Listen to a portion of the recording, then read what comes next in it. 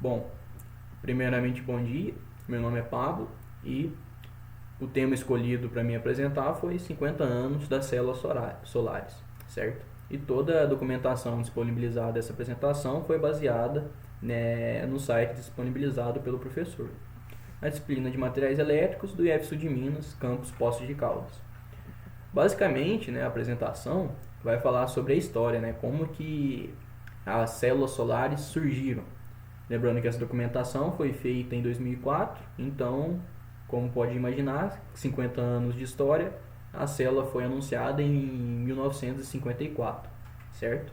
Mas como que tudo surgiu? É interessante, primeiramente, a gente destacar os três pesquisadores que deram início a tudo isso, que é o Derek Chapin, o Calvin Filler e o Gerald Pearson. Eu peço perdão se eu não conseguir pronunciar o nome deles corretamente, certo? E aqui estão os três na Bell Laboratories, certo? Esses são os grandes três pesquisadores que deram início ao que hoje a gente conhece como células fotovoltaicas, certo? Como eu já destaquei a Bell Laboratories, mas por que eu fiz esse destaque? Porque foi justamente nela que tudo isso aconteceu.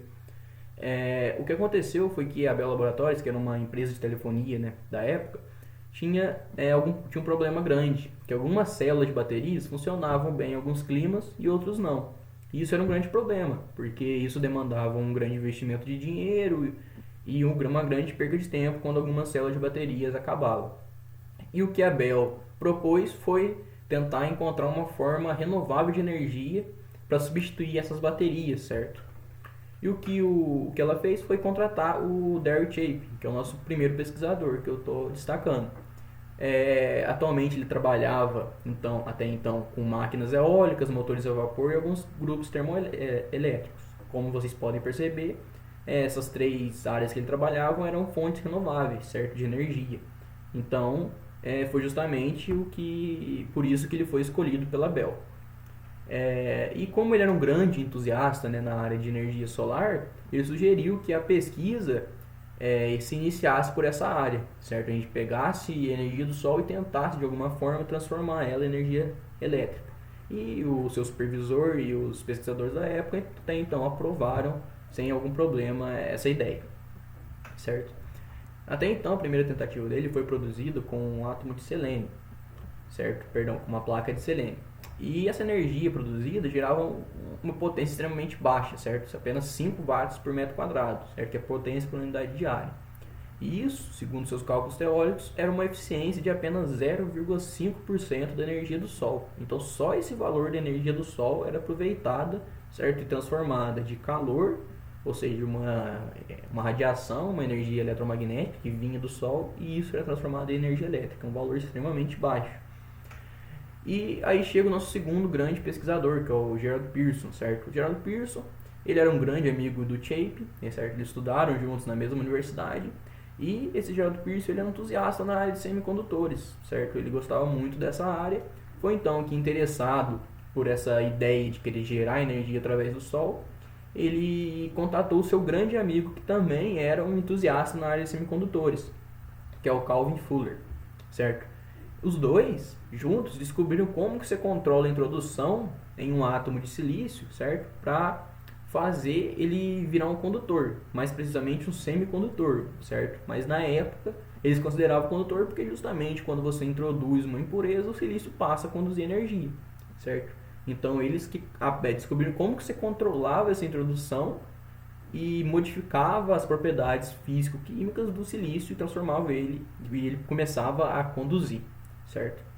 Esses dois aqui, que são os dois últimos pesquisadores daqueles três. Bom, contatando o Calvin Filler, certo, com a ideia do Pearson, sobre essa ideia de gerar energia, o Filler propôs que o Gerald Pearson pegasse um silício, certo, com galho, ou seja, quando você introduzia um galho no silício, ele ficava carregado positivamente, certo, que criava quando você introduz o galho, ele vai criar uma lacuna de elétron, e o elétron de um átomo de silício vai passar para esse elemento galho, a fim de querer completar a camada de valência, só que ele vai ficar faltando um elétron no elemento de silício, enfim. E todo esse transporte, esse salto do elétron gera um transporte de energia. Então o Calvin Filler orientou o Gerald Pearson que ele pegasse silício e, além de pegar o silício com galho, ele banhasse esse silício com galho em um lítio quente, certo? Por que isso? Porque você vai conseguir criar algumas áreas que vão ficar carregadas eletricamente positivas com o galho e com o lítio algumas áreas que vão ficar carregadas eletronicamente negativas, certo? E você vai criar um silício com algumas partes positivas, com algumas partes negativas e com uma área eletricamente neutra, que a gente chama hoje em dia de junção PN, certo? Essas imagens são meramente ilustrativas, justamente para demonstração de como foi feito à época, certo? Então o Geraldo Pearson pegou esse silício e banhado, né, com lítio e galho e colocou uma luz em frente desse silício, de uma maneira bem assim, não perfeita, certo? Ele colocou a luz, mas só para ver se o silício realmente era um bom material para ele começar a pesquisa com silício. E sim, realmente ele mediu a corrente com o perímetro e a corrente deu um valor realmente considerável. Então ele foi lá e contatou o Chape, que era o primeiro pesquisador, certo? Que estava usando o selênio. Falou, pô, vamos parar de usar o selênio e vamos partir para o silício, que é um material bem melhor para a gente continuar a nossa pesquisa, certo? Foi a sugestão dele. A ponto de curiosidade, essa segunda tentativa gerou 5 vezes o valor de energia, 5 vezes maior que o selênio, que tinha dado, por exemplo, aproximadamente 0,5%, esse deu 5 vezes maior, aproximadamente 2,5%. Só que segundo Chape, a eficiência teórica era cerca de 6%, e 2,5 para 6 é um valor bem baixo, certo? Eles estavam tentando chegar nesses 6% para finalizar a pesquisa. E ele ficou pensando, por que a gente não chegou nessa eficiência teórica? E foram ver os possíveis erros experimentais, certo? Como, por exemplo, o contato elétrico dos fios com a placa, certo? O contato elétrico, quando você coloca os fios na placa e, por exemplo, a onda eletromagnética do Sol excita o elétron da última camada de valência e isso começa a gerar energia, se você não tiver um bom contato elétrico dos fios, a corrente medida vai dar um valor bem menor, correto? E ele tentou arrumar isso colocando uma junção de zinco entre os fios e a placa, para melhorar o contato.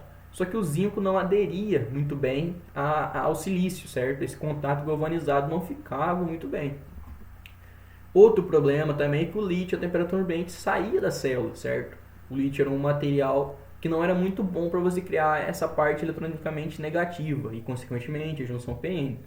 E o principal problema de tudo é que essa junção PN, ou seja, essa área que ficava eletronicamente neutra, não ficava no centro, ou seja, no interior da célula, não ficava no topo. Então, a onda eletromagnética não penetrava muito bem nessa junção PN, certo? Então, o Chape foi lá e contatou os Pearsons, indagando a ele esses principais problemas. E falou, o meu principal problema é que eu não tenho uma junção PN muito próxima à superfície, eu gostaria disso. Só que o Pearson já havia feito isso antigamente lá com o outro pesquisador, certo? O Filler, quando eles estavam trabalhando com semicondutores e com transistores. E quando eles já haviam feito isso, ficou muito mais fácil eles criar uma célula utilizando essa junção PN mais próxima à superfície e indagando o problema do lítio que ficava saindo, ele utilizou o fósforo, que era outro material, outra impureza, que se você colocasse no silício ele ficava eletronicamente negativo, certo? E essa nova célula de silício, certo, com galho, fósforo e com a junção PN mais próxima à superfície, dobrou os resultados, certo? De 2,5 foi, por exemplo, aproximadamente para 5, certo? Se dobrou. Mas ainda não chegava no 6%. Mesmo com todas essas considerações de erros feitos, não chegavam no valor que eles precisavam para finalizar a pesquisa.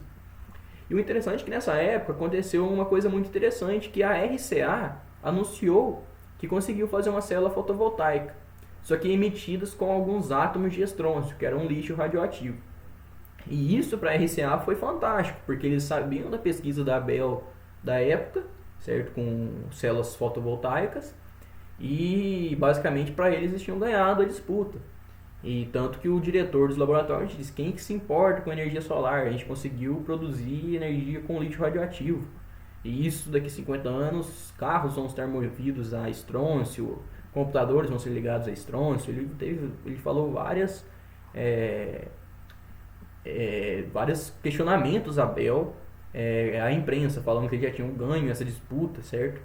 E isso fez o quê? Fez a Bell pressionar ainda mais os pesquisadores, porque os pesquisadores chegavam em valor de energia, mas não era muito bom, certo? E esse sucesso fez pressionar principalmente o Fuller. Então, o Fuller foi lá e iniciou uma nova tentativa, que foi a última. Ele pegou os problemas que tinham acontecido e tentou melhorar ao máximo, certo? O que ele fez? Ele pegou o silício e fez células ainda mais finas, que ele já tinha feito anteriormente. Se vocês for ver hoje em dia, as células de silício são extremamente finas mesmo. E isso melhorou ainda mais os resultados. Ele pegou, em vez de dopar com galho e fósforo, ele começou a dopar com arsênio e boro. E o principal, ele pegou a junção PN, que ficava muito no interior, e colocou no centro e na superfície. Então, toda a distribuição de energia, certo? Ficava uniforme por toda a célula. Fazendo essa célula teoricamente perfeita, eles fizeram vários e vários testes, e algumas células conseguiram atingir os 6%, o que teoricamente finalizava, né, toda a pesquisa deles. Ao atingir 6%, eles começaram a pensar como que a gente vai demonstrar isso para o público, porque a gente conseguiu gerar energia a partir do Sol. Eles intitularam toda essa pesquisa como fotocélulas de energia, certo? E iniciaram a ideia de demonstrar isso para a imprensa. Eles pegaram, foi então que em 25 de abril de 1954, que é o grande dia conhecido pela descoberta da célula fotovoltaica, só que lógico que a célula foi descoberta algum tempo antes. Esse foi o dia anunciado à imprensa, certo? Foi nesse dia que os executivos da Bell anunciaram que eles conseguiram pegar uma bateria solar e alimentavam um transmissor de rádio. Então tinha uma bateria conectada a uma célula fotovoltaica que pegava energia do sol, transformava em energia elétrica, e isso alimentava um rádio, certo? Um transmissor de rádio. Você conseguia transmitir por voz, que daí essa voz era modificada em uma frequência baixa, né? Uma frequência de rádio, que enfim...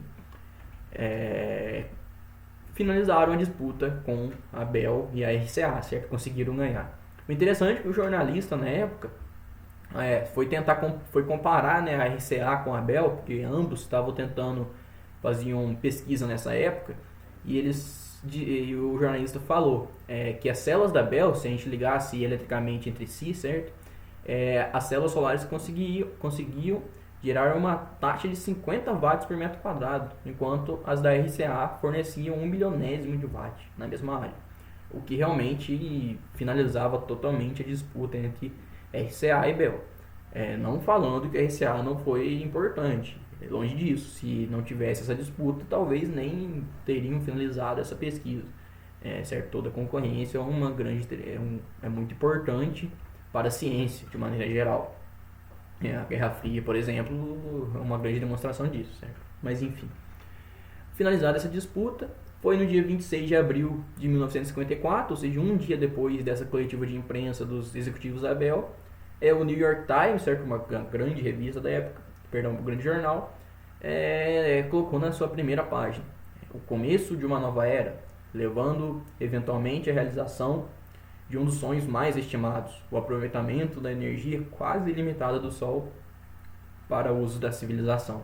E realmente era uma grande descoberta, certo? A gente conseguia transformar a energia de uma fonte praticamente infinita, que é o Sol, para a energia que a gente podia utilizar de diversas formas.